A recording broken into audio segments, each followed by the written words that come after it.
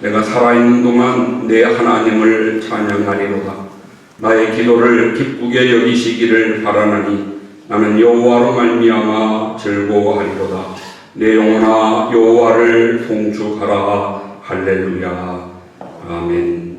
거룩하시고 은혜가 풍성하신 우리 하나님 아버지 고맙고 감사합니다. 어지럽고 여러가지 사고와 사건이 많은 세상 가운데에서 한 주간 우리를 주님의 품 안에 지켜 보호하시고 오늘도 거룩하고 복된 날 이 아침 주님 전에 올라 우리의 마음을 열어 우리 하나님의 그 거룩하신 이름을 찬양하게 하시고 감사함으로 예배하게 하시오니 고맙고 감사합니다. 아버지여, 이 시간 우리 허물과 죄악을 용서하셔서 흠없는 제물로 하나님이 이 예배를 흠양하여 주옵시고 예배하는 사랑하는 모든 성도들 심령 속에 성령의 기름 부으심으로 능력과 은혜를 더하여 주시옵소서. 오늘도 세상의 무거운 짐 주님 앞에 내려놓으며 우리의 마음의 소원들을 주님 앞에 간구하며 오늘도 주의 은혜를 사모하는 모든 성도들 마음속에 주의 영으로 충만케 하시고 주의 말씀으로 새 힘을 주시옵시고 주님의 능력을 소망하며 오늘도 주 안에서 승리하는 우리 모두 되도록 인도해 주시옵소서. 이 예배의 모든 순서마다 하나님 영광 받으시고 흩어져 예배하는 모든 성도들의 마음속에서도 성령님의 기름 부으심으로 한결같은 은혜와 복을 내려 주시옵소서. 살아계신 예수님의 이름으로 기원하옵나이다. 아멘.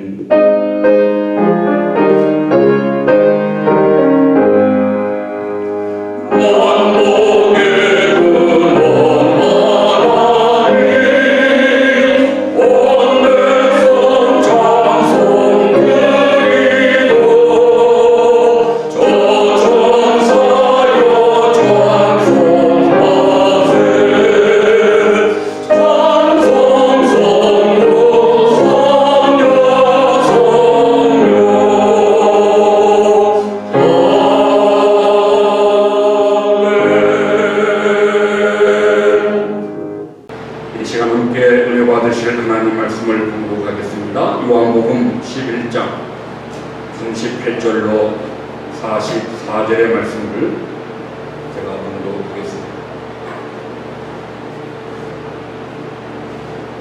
요한복음 11장 38절로 44절의 말씀을 제가 봉독하겠습니다.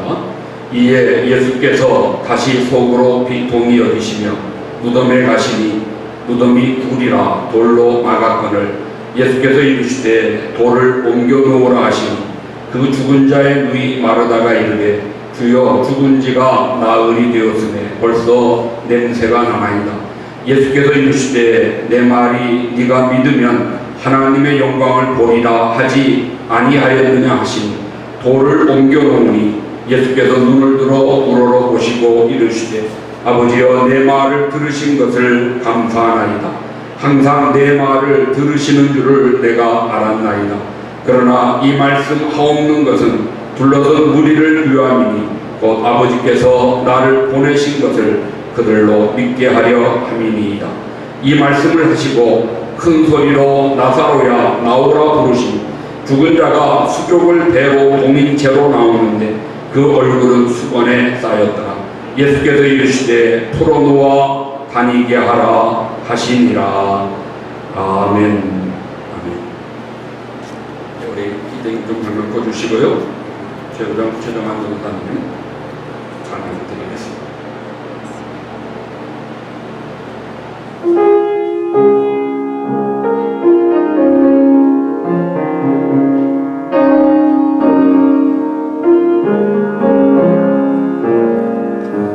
주님 따라가는 길에 가시밭길 만나도 주님 앞서 가시오니 나 주저할 수 없네. 주님 따라가는 길에 주려 만나도 주님 나를 이끄시니 나 핑계할 수 없네.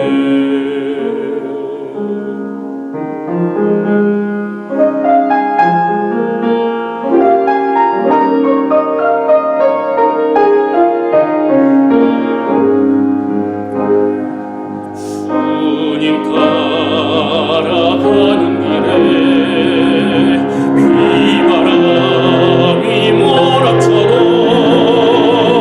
주님 곁에 계시오니 나 당황하지 않으리.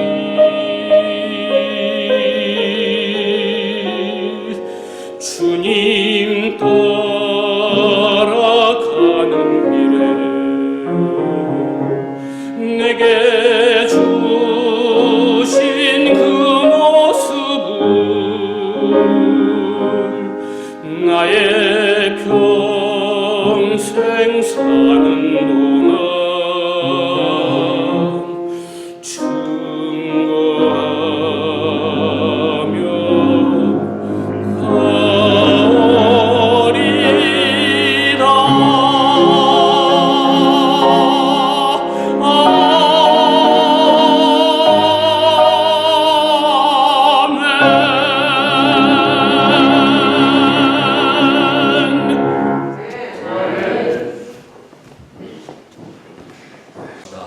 예수님의 감사를 따라합시다 하는 그런 마음으로 이런 제목을 정했습니다.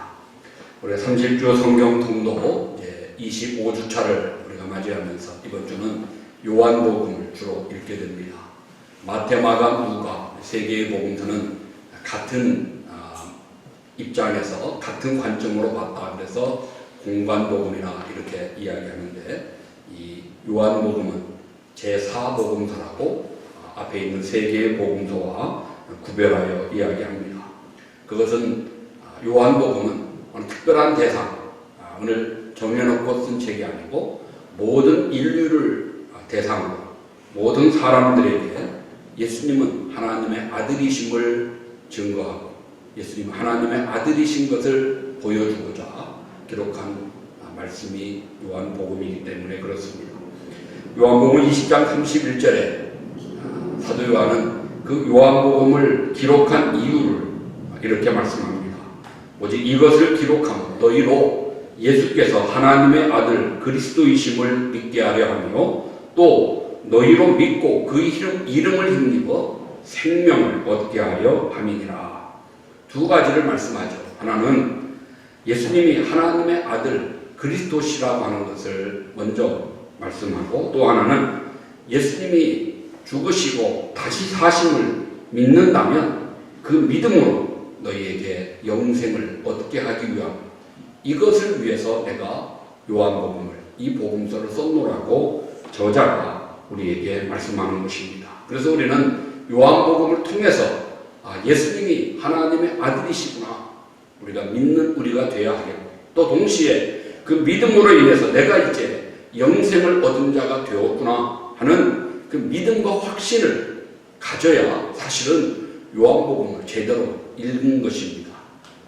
요한복음의 요절, 키워드가 3장 16절입니다. 우리가 너무나 잘 아는 말씀이죠. 하나님이 세상을 이처럼 사랑하사 독생자를 주셨으니 이는 저를 믿는 자마다 누구든지 멸망치 않고 영생을 얻게 하려 하심이라고 증거합니다. 하나님이 세상을 사랑하사 우리에게 독생자 예수 그리스도를 주셨으니 그를 믿는 자는 누구나 죽지 않고 영생을 얻게 된다고 말씀합니다. 이것이 요한복음의 요절이면서 나아가 성경 전체 요절입니다. 성경을 한 절만 이야기하라 한다면 우리는 요한복음 3장 16절을 암송해서 외우면 부족하지만 그래도 성경 전체의 가장 핵심을 우리가 알고 있고 믿고 있는 자라고 이야기할 수가 있습니다.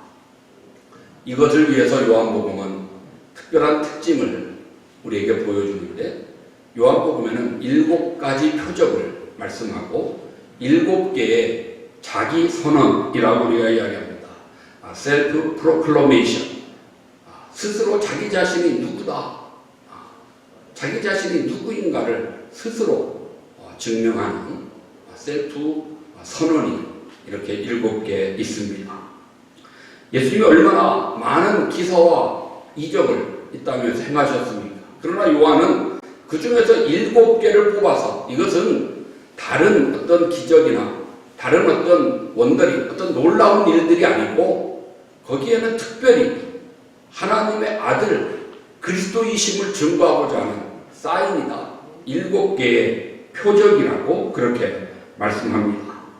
가나 혼인잔치에서 물을 포도주로 바꾼 기적부터 시작해서 신하의 아들을 고치시고, 베데스다 목가에서 38년 된 병자를 고치시고, 오병이어로 5,000명을 먹이시고, 그리고 물 위를 걸으시고 나면서 소경으로 태어난 자의 눈을 뜨게 하시고, 마지막 7번째로 오늘 본문인 죽은 나사로를 살리신 이 7개의 기적은 그냥 평범한 기적, 누구나 때로 일으킬 수 있는 그런 미러클이 아니고, 이것은 하나님의 특별한 사인이다, 사인인 것을 강조합니다. 여러분, 사인은 보이는 것도 중요하지만 그 안에 담겨져 있는 의미가 더 중요하지 않습니까? 우리가 날마다 길거리 나가면 수없이 신호등 사인을 봅니다. 교통 사인을 보는데 사실 빨간불, 파란불, 노란불, 뭐 그것도 중요하죠. 잘 보여야 되죠. 그러나 그 안에 담겨있는 의미가 사실은 더 중요하다. 빨간불은 서라는 것이구나, 파란불 가라는 것이구나, 그 안에 담겨있는 의미를 우리가 알아야 그 신호등이 의미가 있고 존재의 가치가 있는 거지. 그 의미를 모르면 사람들은 무슨 색깔 놀이 하나, 불빛 놀이 하나, 그렇게 생각하지 않겠습니까? 의미가 강조되는 것이 표적입니다. 예수님이 행하신 수많은 기적들 속에서 이 7개의 기적을 뽑아, 이것은 예수님이 하나님의 아들이시라고 하는 것을 증거하는 표적이다. 그래서 요한은 이런 예수님의 표적 다음에 거기에 예수님이 스스로 자기를 누구라고 선언하시는 그 선언과 연결되는 것을 보게 됩니다. 오병이어의 기적을 일으키시고는 예수님은 나는 생명의 떡이다, 육신의 양식, 그것을 먹은 것으로 만족하지 말고 생명의 떡된 나를 너희들이 먹어야 영생을 살 수 있다고 말씀하시는 것입니다. 오늘도 나사로의 부활을 통해서, 그 기적을 통해서 예수님은 무엇을 말씀하십니까? 나는 부활이요 생명이라고 말씀하십니다. 나는 부활이요 생명이니 나를 믿는 자는 죽지 않고 영원히 살게 될 것이라고 11장 25절에서 말씀하고 있는 것입니다. 그런 기적을 통해서 예수님이 누구신가, 메시아요, 그리스도요, 우리에게 영생을 주시는 하나님 되심을 증거하는 것, 그것이 바로 요한복음이 주는 하나의 특별한 특징이다, 이렇게 말씀할 수 있습니다. 오늘 우리는 본문에 나오는 요한이 기록한 7번째 마지막 표적입니다. 죽은 나사로를 살리시는 사건인데요, 이 말씀 속에서 예수님의 감사라고 하는 주제로 우리 함께 은혜를 나누겠습니다. 복음서 전체에서 예수님께서 감사했다, 이 감사했던 기록을 우리는 5개를 찾을 수가 있습니다.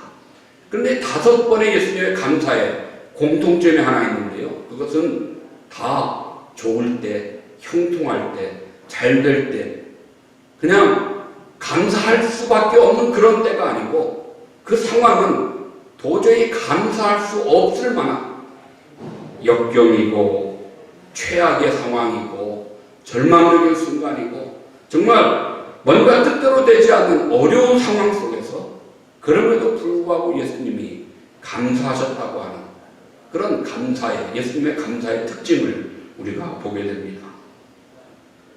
예수님이 열심히 복음을 전했지만 사람들이 예수님을 배척하는 그런 상황, 또 굶주린 자들이 5천 명이나 되는데 나눠줄 것은 한 어린아이 도시락밖에 없는 상황, 4천 명이 굶주리고 있는데 물고기 7마리와 보리떡 2개밖에 없는 상황,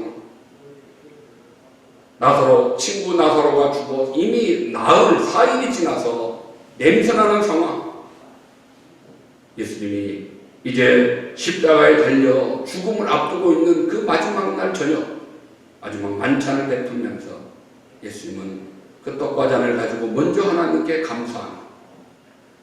제가 말씀드린 이 5가지의 상황이 모두가 다 정말 어떻게 보면은 소망이 없고 절망 속에 사람은 죽어 있고 또 죽음을 맞이해야 되는 그런 순간의 상황이었던 것을 보게 됩니다. 그렇지만 예수님은 이 모든 상황에서 감사했습니다. 이것이 우리에게 보여주시는 예수님의 감사의 가장 핵심적인 내용이라고 할 수 있을 것입니다. 그러기에 감사는 주어지는 것이 아니고 감사는 만들어지는 것이라고 우리가 이야기합니다. 주어지는 감사는 아마 웬만한 사람들은 쉽게 할 수 있을 것입니다.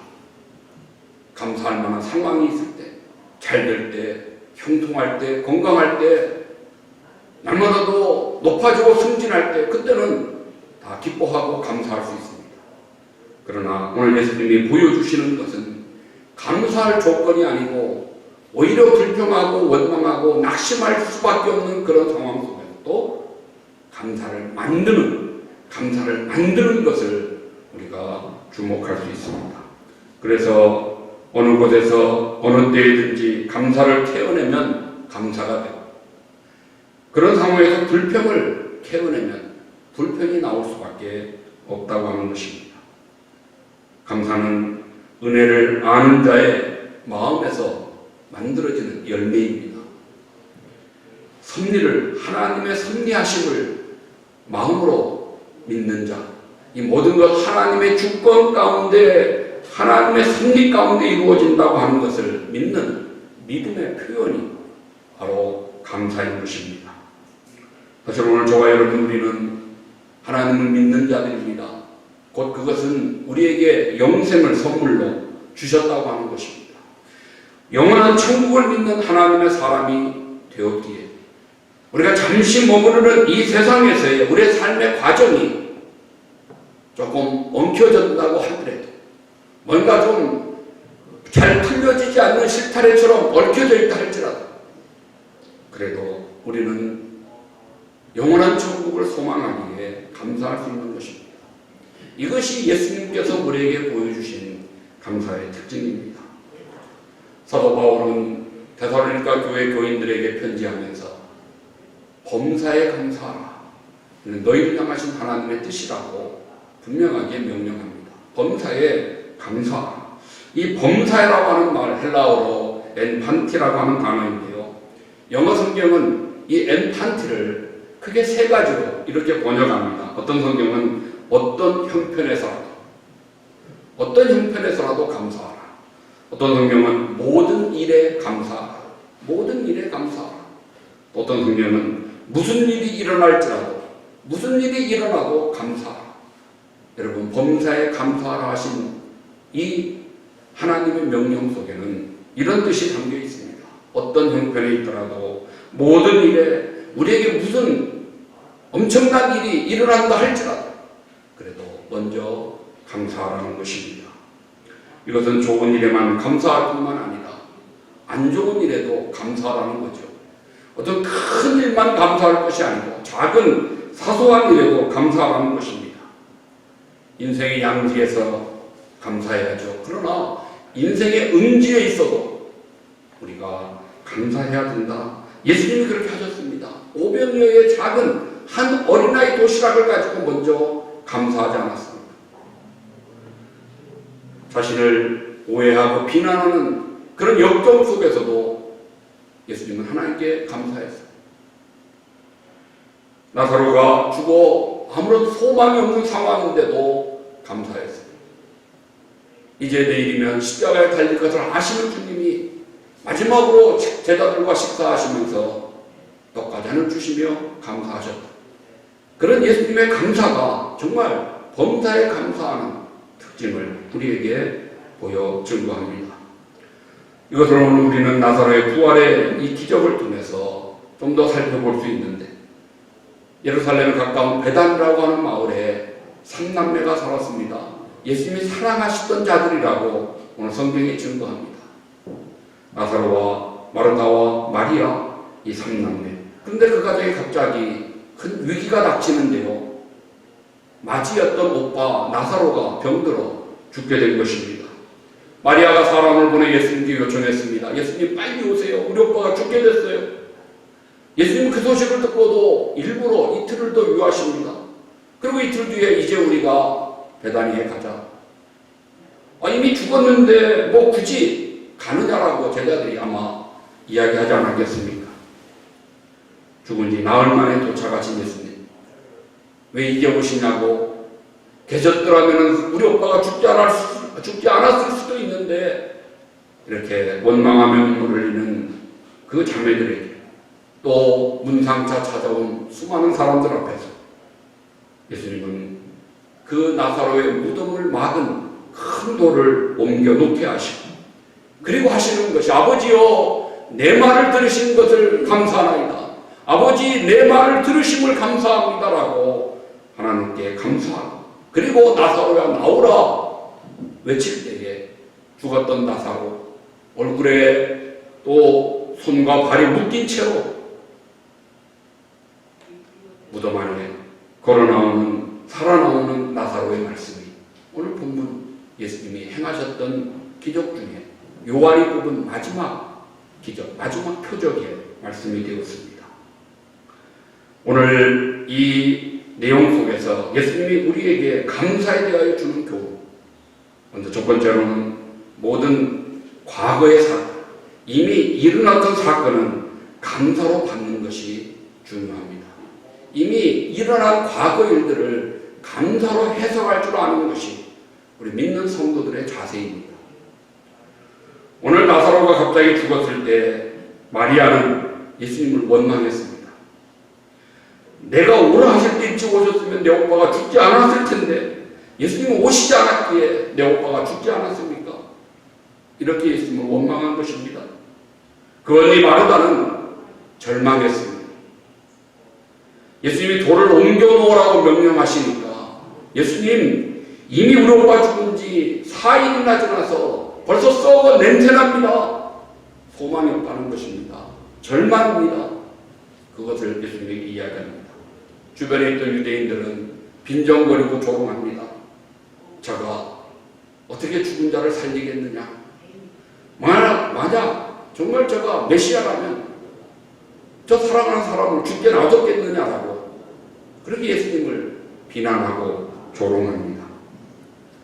예수님은 그런 상황 속에서 이미 죽어 3일 4일 지나 냄새나는 그런 사람들은 눈물을 흘리고 절망하는 그런 상황 속에서 통분이 여기고 마음에 참 그 슬픔과 그 통분함으로 우셨지만, 그러나 그 울음과 고통만으로 끝나는 것이 아니고요.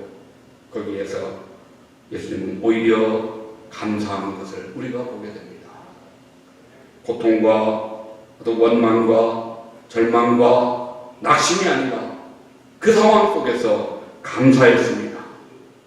그러기에 우리들도 이미 전개되고 이미 지나가버린 돌이킬 수 없는 과거의 상황에 대해서 우리는 감사해야 됩니다. 이미 과거의 것들을 불평하고 이미 지나간 과거의 것들을 내가 그때 왜 그렇게 안 할 걸 이렇게 후회하고 그러면서 절망한 걸, 그것이 앞으로 내 오늘의 삶과 내일의 삶에 무슨 유익이 있을 수 있습니까? 아무런 유익이 없습니다. 그러기에 돌이킬 수 없는 과거, 그 상황은 감사함으로 우리가 받고 감사함으로 해석하는 것이 중요한 것입니다. 우리는 보통 사람들이 아닙니다. 우리는 하나님의 사람들입니다. 보통 사람 같으면 성공하고 형통할 때 감사하고 뭔가 참 어렵고 힘들 때 불평합니다. 그건 보통 사람들이, 일반의 사람들이. 우리는 일반의 사람들과는 달라야 됩니다. 왜요? 우리 안에 성령님이 계시기. 우리가 예수의 이름을 가진 자들이기에, 우리가 성령의 능력을 소유한 하나님의 백성들이기에 그들과는 구별되어야 되지 않겠습니까? 그 구별됨이 참으로 과거에 그런 사건들을 우리가 이제는 감사해서 축복의 씨앗으로 바꾸는, 그것이 심겨져 축복의 열매를 거두는 기회로 삼는 그런 우리가 되어야 하는 것입니다. 여러분, 감사하면 반드시 미래가 바뀌어집니다. 그러기에 우리는 감사하는 것입니다. 두 번째로 오늘 말씀 속에서 어떤 상황을 만났든지 모든 현재는 감사로 표현하는 것을 습관하고 생활해야 됩니다. 현재에 감사하는 것을 우리가 습관적으로 생활화하는 것이 필요하다는 것입니다. 잘 생각하면 인간의 본성은요, 감사에 인색합니다. 감사에 인색하는 것이 우리 죄성을 가진 인간들의 본성입니다. 그래서 러시아의 참 문학가였던 도스토옙스키는 인간은 감사할 줄 모르는 두 발을 가진 동물이라고 그렇게 이야기했습니다. 감사할 줄 모르는 동물이 인간이라는 것입니다. 성경에서도 사도 바울은 디모데에게 말세될수록, 마지막 때가 가까워질수록 사람들에게 감사의 마음이 사라질 것이라고 이미 디모데후서 3장에서 말씀하고 있습니다. 이런 말씀들을 우리가 생각하면요, 감사는 그냥 저절로 되는 것이 아니라는 것입니다. 감사가 그냥 오토매틱으로 우리 안에서 막 생겨지면 얼마나 좋겠습니까? 그런데 감사는 그렇게 되지 않는다는 거죠. 감사는 우리가 습관대로 의지를 가지고 노력해야 된다는 것입니다. 감사할 때는 때로 용기가 필요합니다. 감사를 표현하고 감사를 드러낼 때에는 좀 쭈삣쭈삣해질 때가 있죠. 그러나 용기를 내서라도 우리의 의지를 가지고 감사합니다, 감사합니다 하는 이런 적극적인 표현이 우리에게 있어야 된다고 하는 것입니다.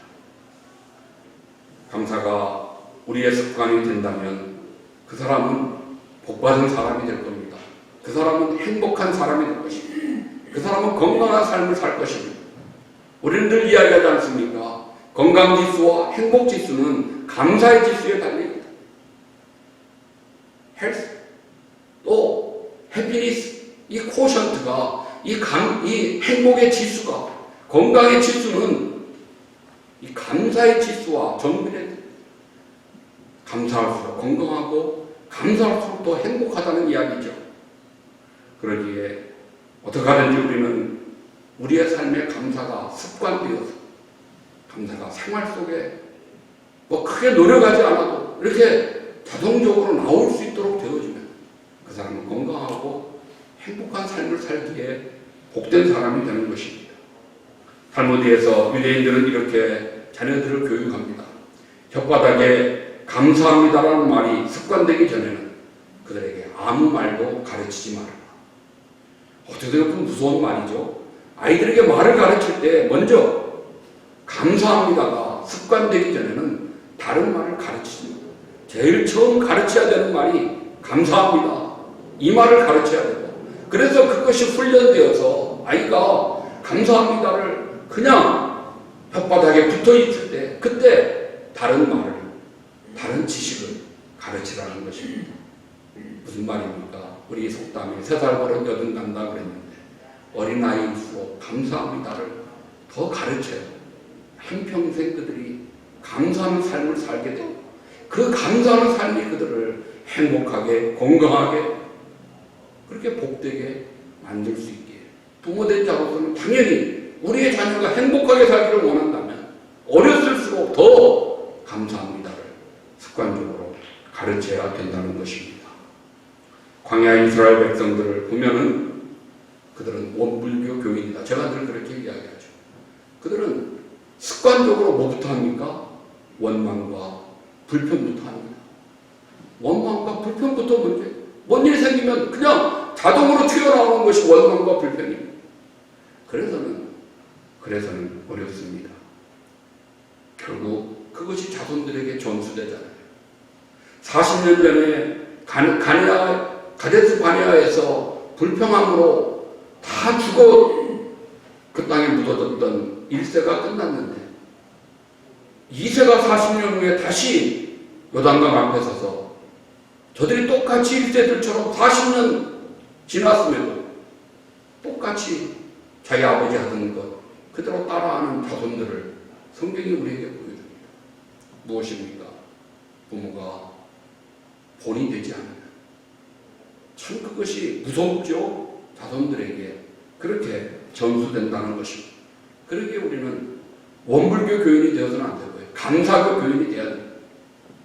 습관적으로 감사해야 됩니다. 오늘 본문에 마르다와 마리아는 불평하고 절망했습니다.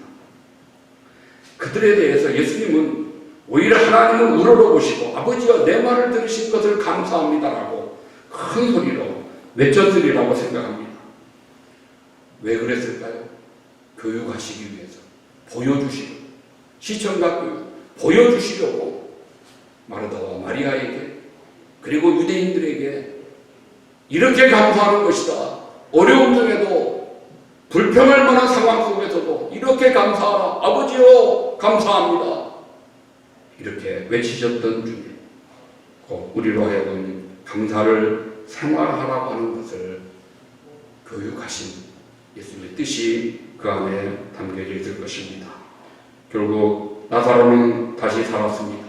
그리고 그 남은 생애가 예수님의 부활을 증거하는 삶이었다고 요한복음 12장 다음 장에서 우리에게 말씀합니다. 그 죽은 나사로가 다시 산 일을 통해서 유대인들이 더 이상 빈정거리지 아니하고 많은 사람들이 예수님을 믿게 되었다고 요한복음 12장 11절에 말씀합니다. 나사로가 정말 죽었다가 살아남을 통해서 그의 삶이 간증하는 삶이 되었습니다. 하나님께 영광을 드리는 삶이 되었습니다. 다른 사람들에게 믿음을 심어주는 삶이 되었습니다. 얼마나 복받은 삶입니다. 내 삶을 통해서 하나님께 영광이 되고 내 삶을 통해서 다른 사람들에게 믿음을 심어주고 예수님을 증거하는 삶이 되었기에 정말 복받은 삶이 된 것입니다. 바라는 것. 저와 여러분 우리들의 삶도 우리들의 남은 생애가 오늘 이렇게 나사로와 같이 간증적인 삶이 되시기를 주님의 이름으로 축복합니다. 마지막 세 번째입니다. 이제 불확실한 미래를 향해서도 우리는 감사로 기대하는 우리가 되어야 합니다. 미래는 불확실합니다. 미래를 아는 자가 누가 있습니까? 아무도 없습니다. 우리가 2020년 시작하면서 이렇게 코로나로 어려울 줄 누가 알았습니까? 아무도 몰랐습니다. 미래는 불확실합니다. 불확실한 미래를 향해서 어떤 사람은 두려움을 갖는 사람이 있습니다. 뭔가 부정적인 것을 먼저 생각하고 근심과 염려 속에 걱정 속에 살아가는 사람들이 있습니다. 그러나 어떤 사람들은요 불확실한 미래지만 분명히 하나님이 우리 앞에 시온의 대로를 열어주실 것이라고 기대하면서 희망 가운데 그렇게 살아가는 사람들도 있습니다. 누가 성공하겠습니까? 누가 더 놀라운 일들을 이루며 살겠습니까? 저는 의심치 않고 미래를 희망하며 기대하는 사람들이 더 성공하며 살 것이라고 확신합니다. 분명히 미래는 우리의 계획대로 우리가 가져오던 논리대로 어떤 과학적인 법칙대로 그렇게 움직여지지 않습니다. 한치 앞을 내다볼 수 없는 미래, 중요한 것은 내 손에 달려있는 것이 아니고 그것이 하나님의 손에 있다는 것을 우리는 잊어서는 안 됩니다. 예수님은 그것을 알았죠. 그렇게 예수님은 그 죽음의 절망적인 상황 속에서도 이 상황이 바뀌어 이 나사로가 살아나고 이 나사로가 내가 메시아임을 증거하며 하나님께 영광을 돌려 수많은 사람들을 믿음으로 이끌 것이라고 기대했습니다. 그게 믿음을 가졌습니다. 믿음은 바라는 것들의 실상이기에 기대하는 것이 오늘 내 삶에 이루어진 현실로 믿는 것이 그것이 믿음이기에 예수님은 감사할 수 있었습니다. 미래를 소망 가운데 바라보는 자는 반드시 감사하게 되어 있습니다. 사랑하는 성도 여러분, 우리의 미래를 보장하시는 분, 그분은 바로 우리 인생의 주인 되시는 우리의 최고의 후원자가 되시는 하나님이 우리 미래를 보장해 주십니다. 어떤 상황 속에서라도 그 하나님을 우리가 신뢰한다면 우리는 미래를 향하여 기대하며 감사할 수 있는 것입니다. 신뢰하고 부르짖을 하나님이 괴로움 속에서도 슬픔 속에서도 내가 바라보고 신뢰하고 믿음으로 참으로 부르짖을 대상 하나님이 계시다는 것이 그것만으로도 우리는 감사할 수 있는 것입니다. 어떤 상황 속에서라도 하나님께 소망을 가지고 살려줄 것을 믿고 기대하면서 부르짖을 수 있다면 기도하는 그 자체가 정말 감사할 수 있다. 오늘 예수님은 하나님이 항상 내 말을 들으신다고 그렇게 고백하는데 우리도 내가 기도하면 하나님 항상 내 기도를 들으신다고 믿는다면 행복할 수 있습니다. 그러면 감사할 수 있습니다. 기뻐할 수 있는 것입니다. 예수님이 감사할 때 사실 아직 나사로는 살아나지 못했습니다. 아직 죽은 채로 무덤 속에 있는 것입니다. 그러나 예수님 내가 기도할 때 하나님이 들으실 것을 믿는 믿음으로 미리 먼저 감사해야 돼. 감사는 보증수표와 같은 거죠. 감사한 대로 기대한 대로 열매가 현장에 맺혀지게 됩니다. 그 결과 나사로가 살아납니다. 감사는 정말 우리가 기대한 대로 현실 속에 이 현실로 바꾸는 능력이 감사 속에 있습니다. 그래서 우리는 늘 이야기합니다. 작은 감사는 기적을 큰 감사를 불러온다는 것입니다. 우리는 작은 것으로 감사하지만 그것이 더 큰 감사를 낳고 그것이 놀라운 기적을 만드는 것입니다. 스펄전이 이야기했죠. 촛불 보고 감사하는 자 별빛을 주시고 별빛 보고 감사하는 자 달빛을 주시고 달빛을 보고 감사하는 자에게 하나님은 햇빛을 주신다고 했습니다. 참으로 감사가 기적을 낳는다는 것을 우리가 기억하면서 오늘도 우리 미래를 향해서 하나님 앞에 먼저 감사할 때 정말 기적 같은 일들이 우리 앞에 현실 속에 열매로 나타나는 그 기쁨과 그 즐거움을 누리시는 사랑하는 성도님들 되시기를 주님의 이름으로 축복합니다. 이제 말씀을 맺겠습니다. 우리가 다음 주일 추수감사절 주일로 지키고 이제 다음 주 목요일이면 추수감사 날을 맞게 됩니다. 이 추수감사절은 성경에서 먼저 시작된 거죠. 하나님이 초막절로 정해주신 것입니다. 초막절, 광야에서 저들이 초막절을 지켰습니다. 먹을 것이 없는 그 가운데서도 저들은 하나님께 참으로 감사하면서 초막절을 지켰던 것을 보게 됩니다. 여기까지 인도하신 하나님께 감사하는 것이 초막절의 의미입니다.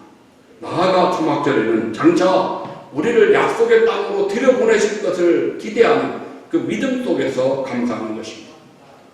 오늘 우리들이 추수감사절을 지키는 것은 오늘 여기까지 인도하신 하나님께 감사하는 것이고 나아가 이제 우리가 소망하는 장차 우리가 가야 될 하나님 나라 천국에서의 그 누리게 될 영원한 잔치를 소망하면서 그날을 기대하면서 그날까지 하나님은 우리를 인도하실 것을 믿는 믿음으로 감사하는 것이 추수감사절 절기입니다.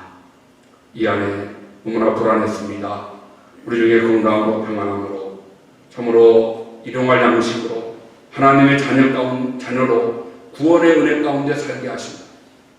생각하면 생각할수록 얼마나 하나님의 사랑이 큰지 말로도 할 수 없습니다. 여러분 이 마음을 가지고 하나님 앞에 감사하는 추수감사절 절기가 되시기를 부탁합니다. 감사에는 반드시 마음이 담겨야 됩니다. think, thank가 영어 어원이 같다고 그러죠. 우리의 생각 속에 마음으로 생각하고 하나님께 먼저 감사하는 것입니다. 또한 감사의 대상은 언제나 하나님이 우선입니다. 하나님이 먼저입니다. 내가 감사할 일이 있습니까? 감사할 조건이 있습니까? 먼저 하나님 감사합니다. 하나님께 감사합니다라고 찬양하며 경배해야 됩니다. 그러기에 추수감사절 날 그날 모여 뭐 터키 먹고 뭐 파이 먹고 그런 걸로 즐거워하기보다 먼저 하나님께 감사하는 예배를 우리가 드려야 되는 것입니다. 또 하나 감사는 표현하는 것이고 그러기에 우리가 하나님께 예물을 드리는 것이 감사절에 하나님 명령하신 명령입니다. 빈손으로 나오지 말고 너희 형편껏 최선을 다해서 예물을 준비하여 하나님 앞에 드리는 것, 그것이 감사절 절기에 우리가 행해야 될 하나님의 명령이요, 오늘 받들어 순종해야 될 하나님의 뜻인 것을 기억하시기 바랍니다. 우리 모두 검사의 어떤 상황에서도 먼저 감사하라 하신 이 말씀을 기억하면서 마리아나 마르다처럼 원망과 절망을 버리고 정말 감사함으로 오늘 우리들의 삶뿐만 아니라 내일 우리 앞에 펼쳐질 삶 속에 하나님 이루실 놀라운 기적 같은 은혜와 축복을 함께 누리실 수 있는 우리 모든 성도님들 되시기를 주님의 이름으로 축복합니다. 아멘. 우리 찬양하겠습니다. 일어나셔서 내는 주의 영광을 보내 우리 가운데 계신 주님, 같이 찬양하시고 기도하고 예배를 마치겠습니다.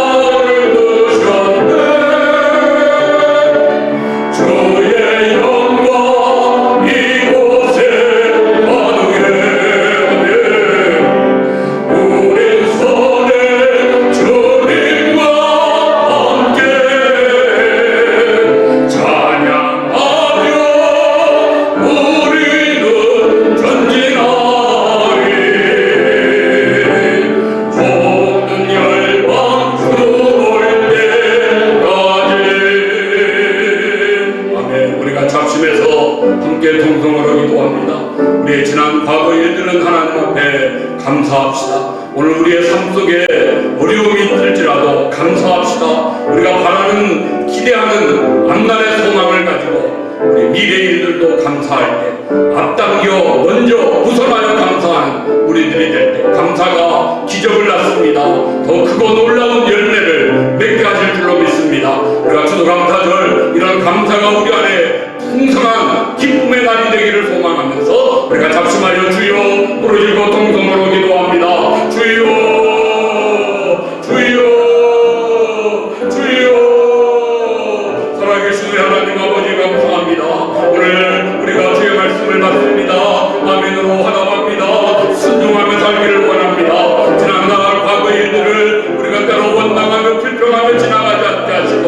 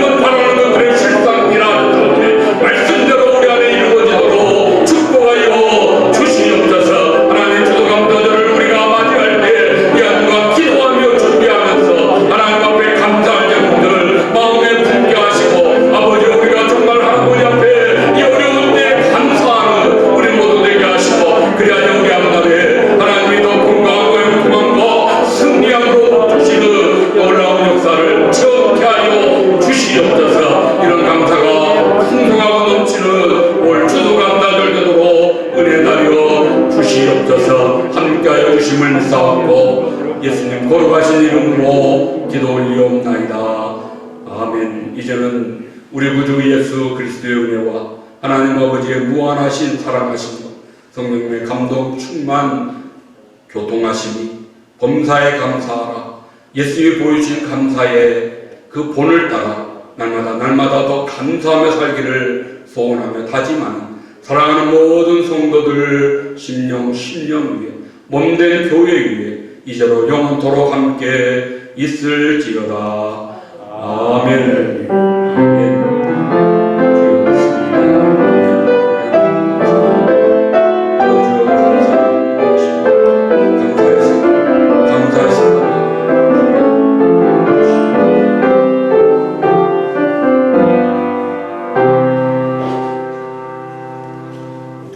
할렐루야. 감사합니다. 예배를 마쳤습니다.